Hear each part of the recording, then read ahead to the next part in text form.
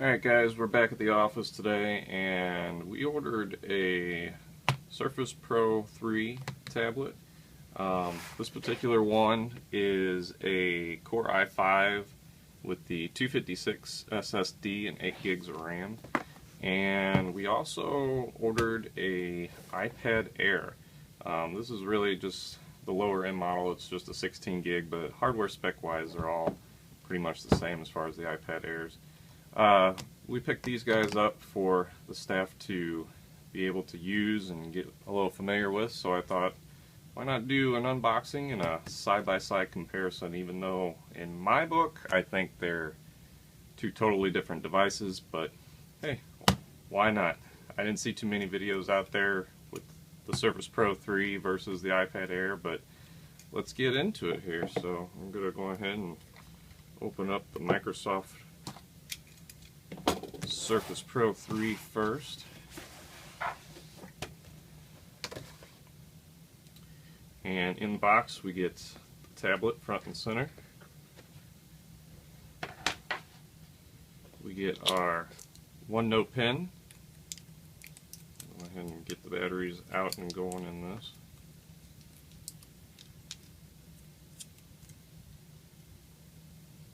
Batteries are pre-installed.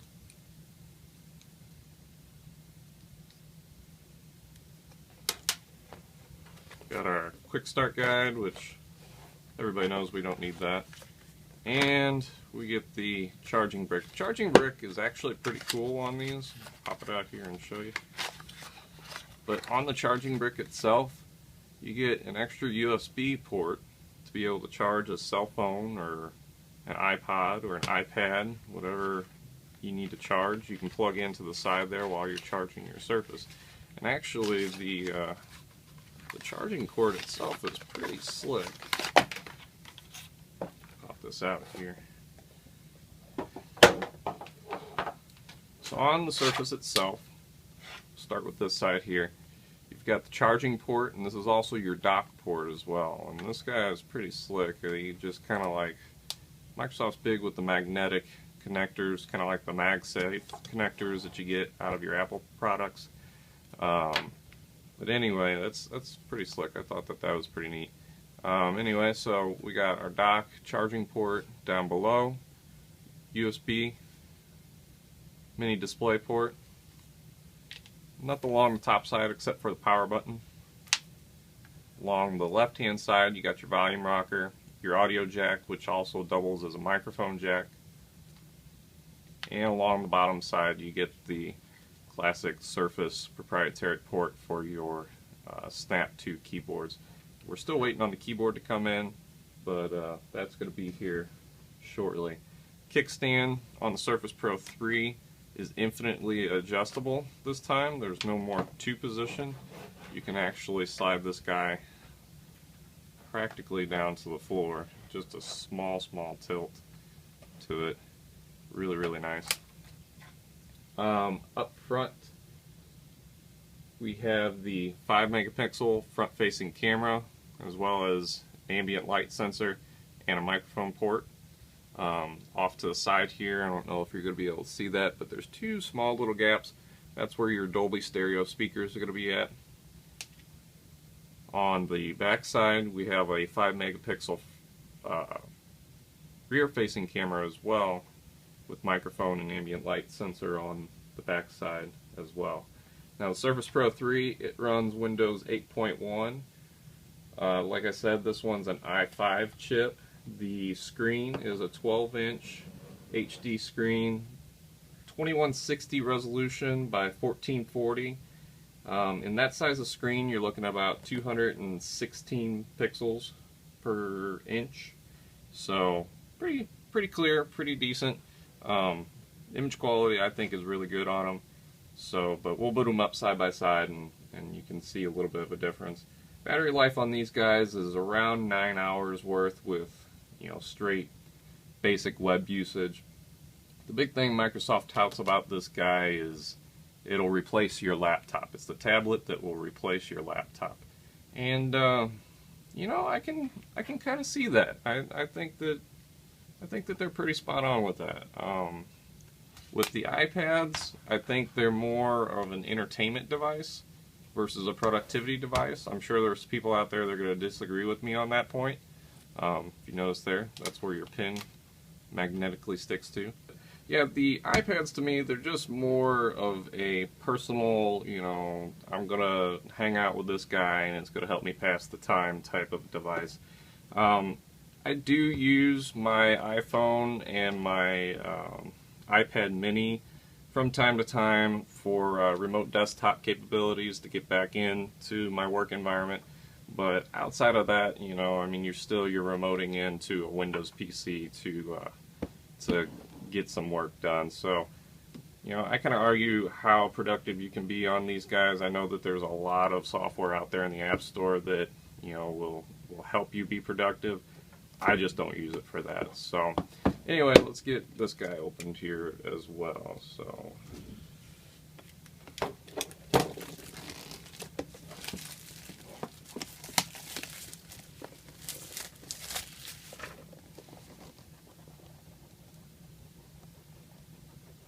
you all have seen the iPhone 6 reveal box. Apple's boxes are very, very snug, and the first kid to get his iPhone 6 slammed that guy down on the ground because of that. But we're not going to do that with the iPad Air here. So, get the iPad. You got your charging brick. Nice, lovely letter. Love letter from Apple. Just a quick start guide though. And your lightning connector for your charging cable. Nothing else in the box, and Apple glues that guy down to make it seem more fancy for you, I guess. I don't know, but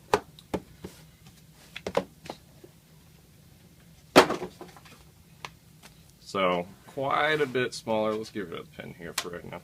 Quite a bit smaller.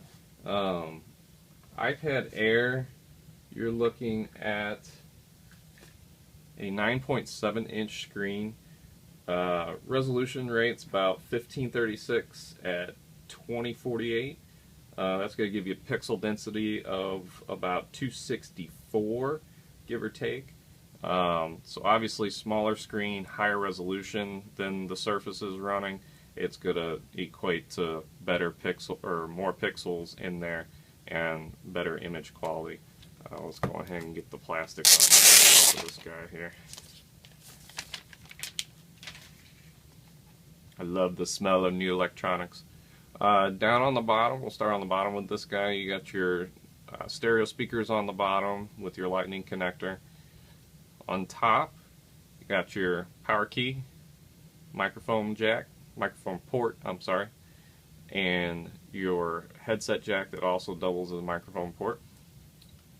On this side, you've got nothing. And on your right side, you got your volume rocker and your multifunction switch. You can use that to use it as a mute, just like on the iPhone, or you can use it as a lock to lock the rotation of the device. So let's boot both of these guys up for the first time. Let's see how long they take to get to a working state.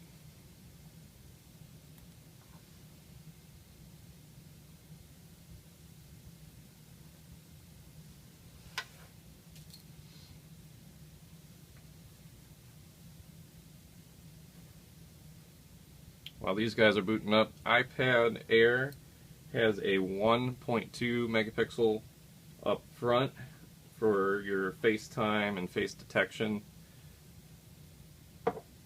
On the rear side, we've got a 5 megapixel camera.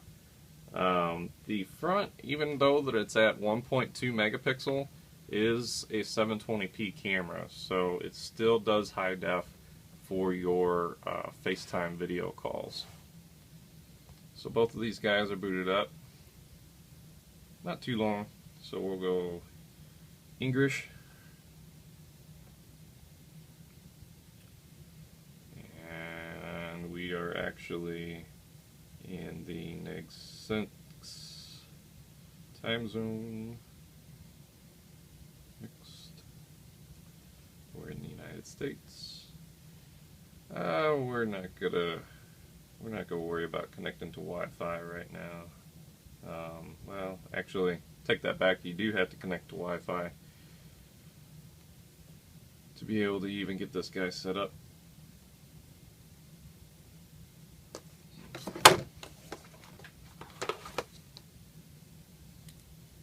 Wants to synchronize the OneNote pin, the Surface does, so we're going to hold this guy for 7 seconds.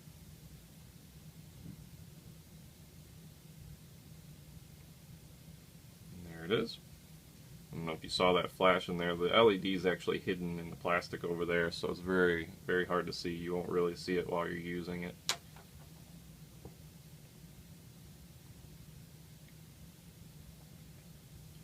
We're going to go for a dark blue, and we're going to call this Surface Tab. We're going to be real original there.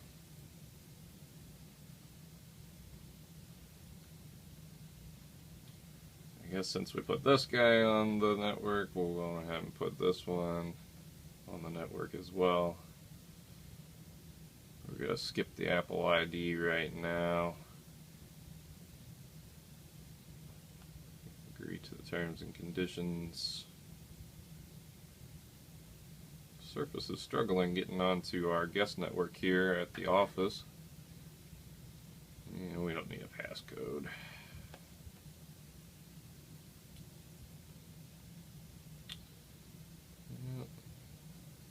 Didn't want to connect.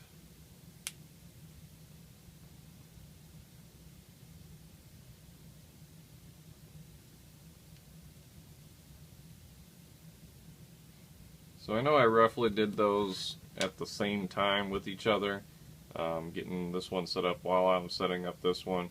I don't know why the Surface is having a little trouble getting on the guest network. Obviously it's working because the iPad has no troubles getting online. So we're just going to skip that on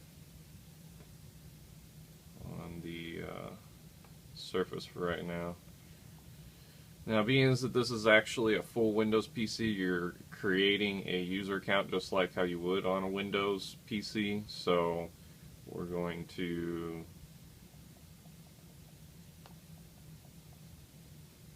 just say Surface user. So you're actually building yourself a desktop profile and everything just like you would on a normal PC. You're going to be able to save out to the desktop, which is not really something that you do with the iPad. It's another thing it's kind of more entertainment-wise for me on this guy. You don't really have a place to throw files unless you're downloading another app to be able to save stuff locally to the iPad, and then you're not necessarily going to be able to reopen those files again. So it's just its own little world over here with the iPad. So for the business user or the productivity user, that's why I just don't really lean on Apple products that much. I do like the Surface though for productivity means. So now that both devices are set up and ready to use, aside from the Microsoft Surface not having a Microsoft account to sign into yet, and our Apple iPad Air not having a Apple ID to sign in with yet, they're ready to go. They're usable per se. So let's do a cold boot start on both of them.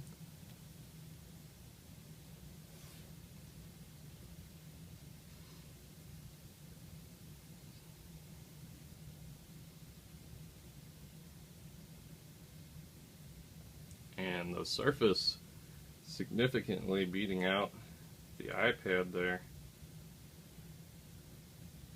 Probably close to a good 8, 9, 10 seconds between the two, between being able to use the Surface and being able to use the iPad. So pretty big difference there. That's kind of your PC hardware coming into play there, that it's going to get you up and going quite a lot faster now. These two devices are both fresh and new. Obviously, once we start loading down the iPad with stuff, and once you start using the Surface, it's going to bog down a bit, and your start times are going to be a little bit longer. But honestly, I mean, it looks like the Surface is going to be the fastest no matter what. Hopefully you can see, let me flip off the overhead light here real quick so you can see maybe the screen's a little bit better. They're both really, really vivid. Let's throw up, try to get on that network again here real quick.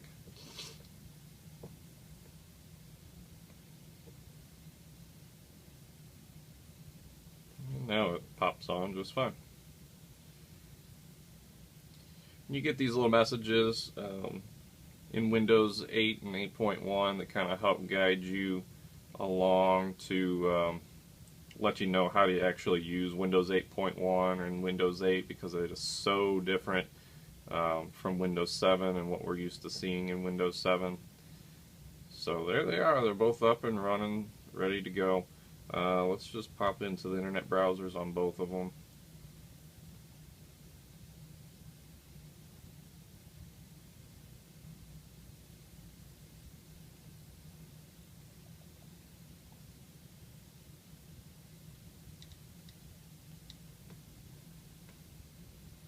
MLB playoffs are up, so let's load MLB.com.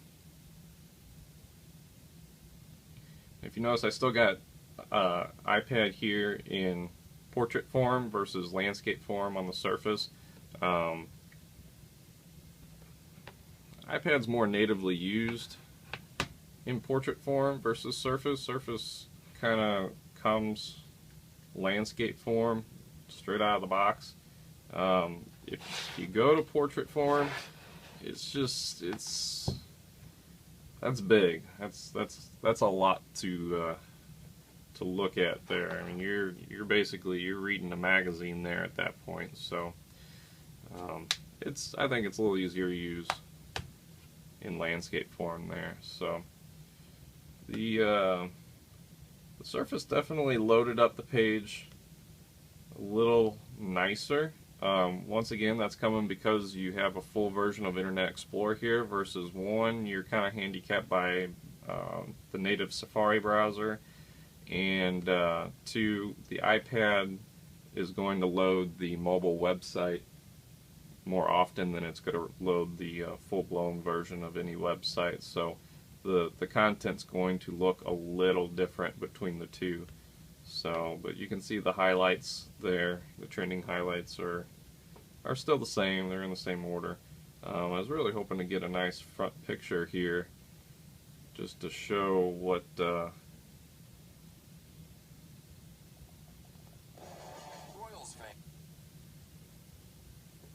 just to show the image quality between the two. There's not a huge difference, to be honest with you, just standing here looking at both of these.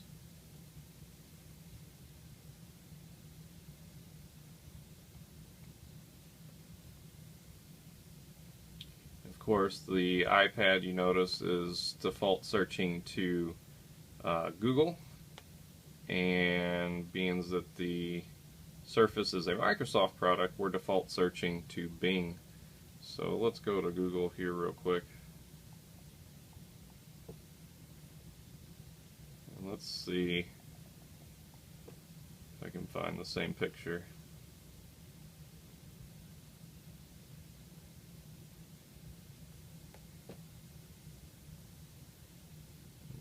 What I hit there?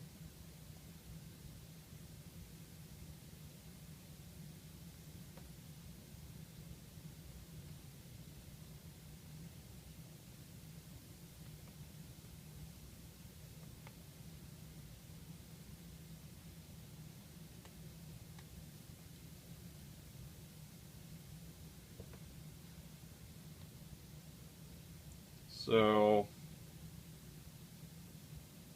quality between the both of them in this picture, the red to me in the Surface looks a little darker, a little richer maybe.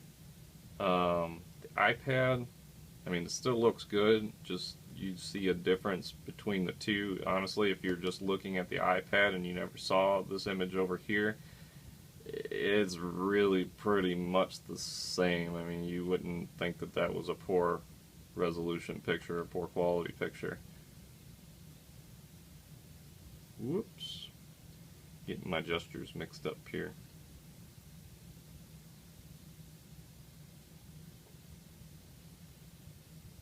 Let's go with the boss.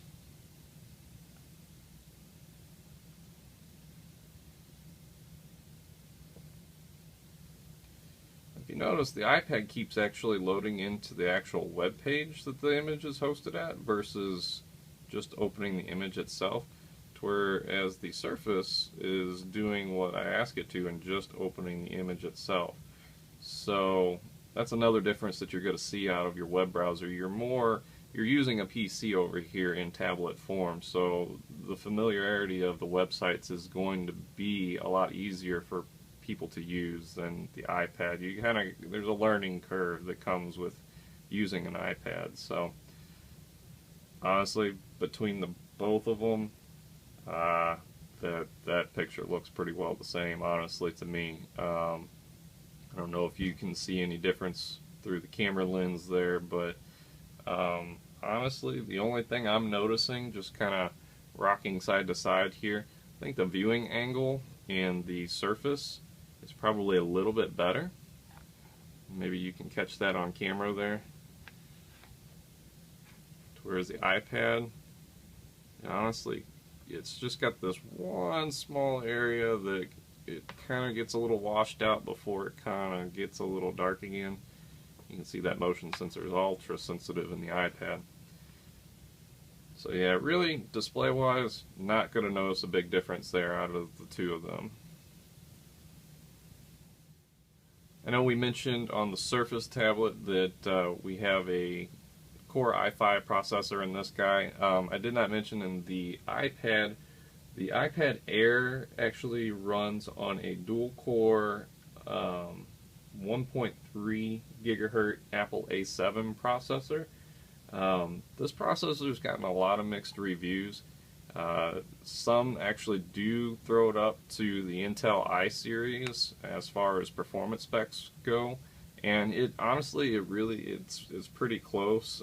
Apple's operating systems are always real clean and they run very smoothly, so it doesn't take a lot to power them, and you don't see a big power hit or speed hit with the iPad Air versus the Microsoft Surface. They really, performance-wise, they both feel just about the same. Being that I haven't signed up for an Apple account yet, I don't have really any applications that I can demonstrate to you. But speaking of applications, you can kind of see straight off the bat, Surface already comes with quite a lot pre-installed. The iPad, being that it's a brand new iPad, it will allow you to download Apple's Office applications, so Keynote and their Word app and all that. So once I get it logged into the App Store, I can get that stuff in there. So that kind of brings it a little bit more on par with productivity tools. With the Surface, you actually get Microsoft Office pre-installed on it. Now it is only a trial, and I believe that trial period will go for 30 days. So you can try it, do the 30-day trial, see if you like it, see if you need it, or you can buy or activate a pre-existing version of Office on here. So kind of along the same lines, apples to apples, but not really, because Microsoft is still forcing you to pay for your Microsoft Office product, versus Apple is going to include that for free on their iPads. Now, compatibility-wise, the Apple with its Office product is going to open all your Microsoft Office documents and be able to edit them. Vice versa, it kind of doesn't work the same. You can make it happen, but it's kind of one of those, once you're in the Apple world of things, you're in the Apple world of things, and Apple would like to keep you there, to where Microsoft is a lot more flexible and a lot more familiar to all of us. I was curious with the iPad what version we're running straight out of the box, and it looks like we're at 7.1.2, so there's definitely an update iOS 8 is out, so I'm going to hook this guy up and get him updated to 8.0.2 that's out right now. And then we'll continue on using that. The Surface, it's going to unfortunately get imaged with our corporate image, so all this cool stuff that it comes with straight out of the box is going to go bye-bye, and it's going to look like every other PC that we use here at work. So one last thing to do with it here, I suppose, is just to go over the apps themselves. We already seen the internet browsers out of both of them, the mail clients out of both of them. They're going to both be requesting to be set up, so but that all natively comes installed. Both devices have a Maps application, and they both pretty well look the same. The Surface, I would say, probably has a little more detail to it. You know, you don't have to zoom in quite as far to get the same detail that you see in the iPad. I can see a lot more cities over here in the UK than I can on the iPad without having to zoom extremely far in. The Surface has a OneDrive, which is your cloud-based My Documents folder, if you will. iPad, once I get this guy updated to 8.0.2, will have a iCloud account that has been recently updated to perform very similar to OneDrive. You're going to have access to just basically store your files in the cloud. Now, that's not going to allow you to store files locally on this, and neither will it allow you to necessarily open those files locally on this, but it gives you a place to dump all your stuff. Let's see, the Photos app. We're not going to have any photos in here yet, obviously, but the Calendar app. And Microsoft is wanting to tie in your Microsoft account to it to use the calendar. The Apple doesn't really care about that. The iPad doesn't care about that. And it seems like our calendar app crashed here.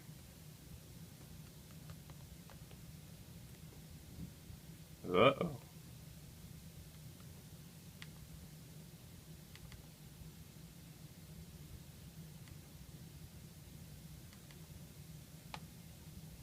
Try launching that again.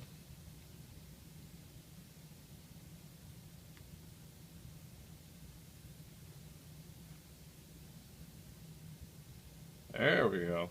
So anyway, you can use your calendar straight out the bat without being logged in to any Apple account, which is kind of nice. You know, if you're not wanting to fully personalize and set up your device straight off the go. I mean, you're going to sign into it anyway, so that's not really a huge deal out of the Microsoft tablet. But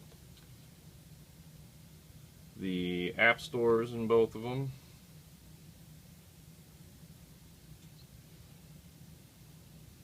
and you can see here, here's all those apps I was talking about. Your Pages, Keynote, Numbers, that's going to be your office productivity applications for your iPad. Those come with it, and they have been for, I guess, ever since iOS 7. So the app stores in both of these guys, honestly, I'm still just not a fan of the Windows Store. I think it's kind of hard to navigate. I mean, I know it's essentially showing me the same stuff that Apple's showing me over here. It's just, I don't know, there's something about it I'm just not on board with. So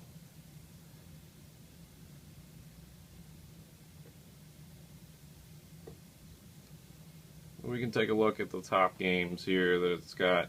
Obviously, App Store has been around for a very, very long time, and Microsoft is still struggling to catch up in their App Store world.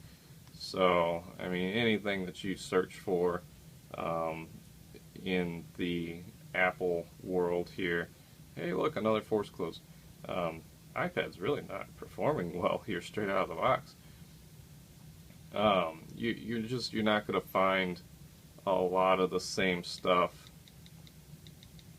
in the Microsoft Store that you're going to find in the Apple Store.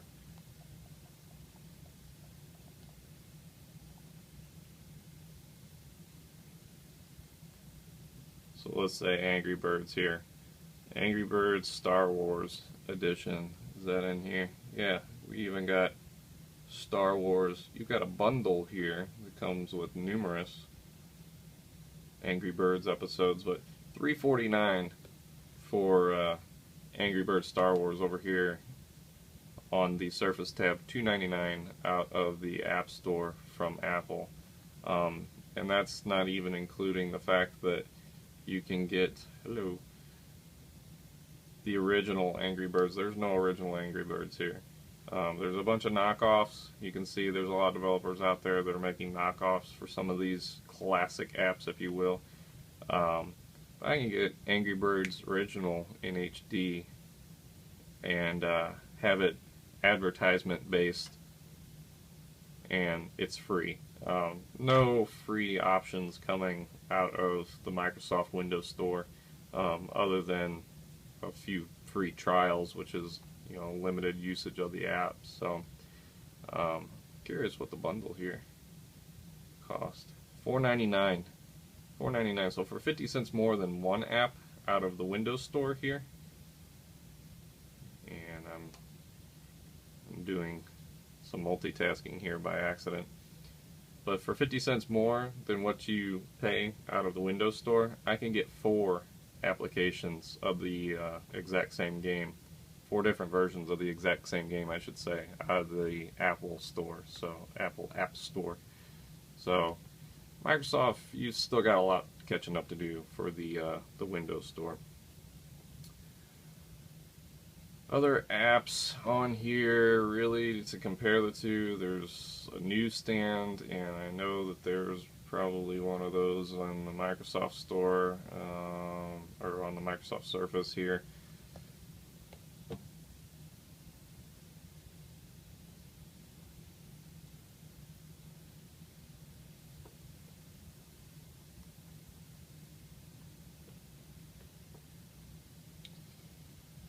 Don't really know what's going on there with the reading list, but I'm assuming that that's the same thing as what your newsstand is.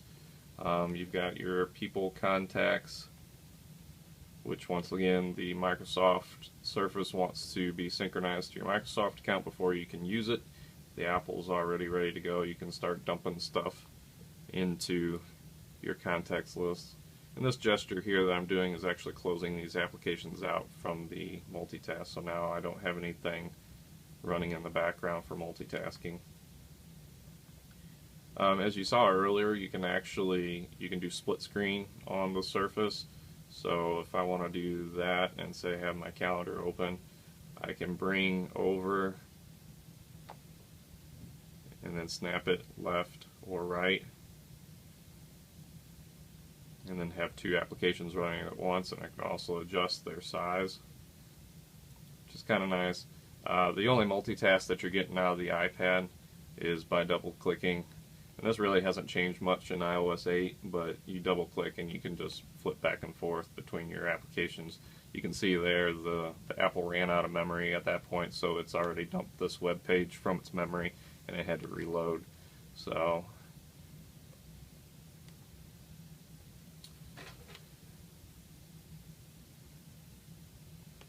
got the music app here, which this is going to be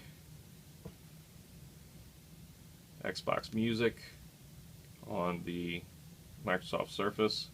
This is where you're going to get all of your radio and music download collections. So kind of the same thing, kind of not. The Microsoft Surface and Xbox Music is definitely more vivid, it's more feature rich, it looks better to the eyes than iTunes Radio, but iTunes Radio doesn't look bad either, so really kind of pick your poison there on that one. With the pen, I'm going to tap the purple button to launch OneNote. We're going to just use Express settings, and it's going to want us to sign in to a Microsoft account before I can even use it. Kind of annoying that we can't do anything with this until it's set up. So So really that's about it. I mean, you get a few games here you can see. There are no games pre-installed on the iPad, but as we saw, there's a ton of free, well-known games in the App Store, so not really a huge deal there. The Surface has its health and food apps straight out of the box. That's something that will pop up on this guy when I get the iOS 8 update installed on it. So I think we're going to call this good. If there's any other features that you guys were wondering about, I mean, I know I didn't cover everything with it, but if there's any other features that you guys wanted to see or were curious about, definitely comment down below the description there, or drop me a message or leave a like. Let me know what else you'd want to see out of these two guys and how they compare. Like I said, Surface, he's going to go back and get imaged with our corporate image, and all these pretty apps are going to probably go bye-bye. You guys can see what that looks like. I'm more than happy to show that to you. It's going to be pretty boring though, I'll warn you.